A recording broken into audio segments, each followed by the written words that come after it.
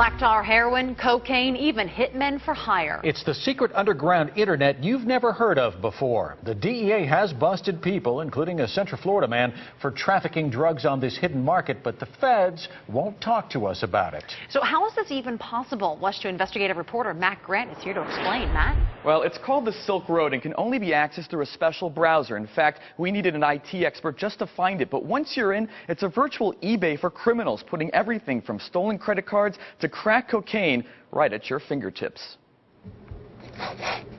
Oh, here he is. Now we're in. It's a one-stop shop for acid, black tar heroin, and Colombian cocaine. That's got to be like a cinder block size.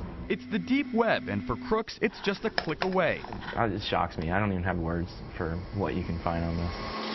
This is the Silk Road, an anonymous market that can only be accessed through a special portal called Tor, a free legal browser that scrambles your IP address, making you virtually untraceable. So right here where it says 3.5 grams of uncut cocaine, how quickly could you order that? Within a few clicks.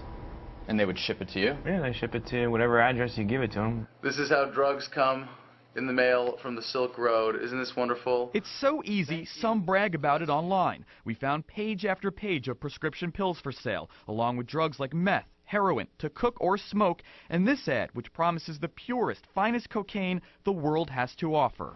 So you can find anything on here? Anything, yeah. On its website, the founder of the Silk Road admits users might be shocked by what they find, but says with freedom comes responsibility, and says, quote, "I'm not your daddy, and it's your job to judge what is good and bad for you." But it's not just drugs. The Tor browser gives users access to sites other than the Silk Road, opening up a virtual criminal underground. So here it says, we offer bulletproof passports, social security numbers, driver's license, and birth certificates, and other papers making you an official citizen of the U.S. You got it. There you go. $10,000 and you're a citizen. WESH 2 investigates found sites selling stolen credit cards, and perhaps most disturbing, this site, which claims to be a network of 3 international killers, hitmen for hire. Their only rules, no children under 16 and no top 10 politicians. Anyone can essentially sign up and do this, which was to me amazing and scary all at the same time. Orlando tech expert Tom Jelnick runs an internet marketing company. He says it's difficult for authorities to go after Silk Road because it runs on hidden servers all over the world, and its users stay in the shadows. Why can't the Fed shut this stuff down? Well, it's so anonymous. I mean, there's so many different layers of hiding here. It's like peeling back an onion, you know. It's next to impossible to trace this all the way back. When we brought this to the DEA, they wouldn't talk to us on camera. Instead, they just gave us this statement, saying in part, traffickers of illegal drugs may attempt to operate in secrecy, utilizing special networks, anonymizers, and covert currency transactions, but none of that is beyond our reach. This isn't completely bulletproof. Somebody's going to make a mistake and somebody's going to get caught. But if you could put a percent on it, how anonymous are you on this site? Oh, I'd say about 98, 97%.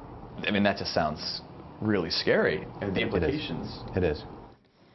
Okay, well, last year the DEA and international police arrested 8 people, including a Central Florida man from Melbourne, for conspiracy to distribute drugs. They were all using a site similar to the Silk Road. And earlier this year, a man from Australia was arrested after authorities intercepted drugs shipped to his home. The Florida Department of Law Enforcement tells me they're aware of the site, but have no further comment. So, Matt, how do these people buy drugs? You'd think if they were using their credit card, that could be traced. Well, Jim, you know, that's part of the site's security, and it's what keeps users anonymous, since they pay with a special online-only currency called Bitcoins, and users basically can keep their personal information, you guessed it, secret. Jim and Meredith?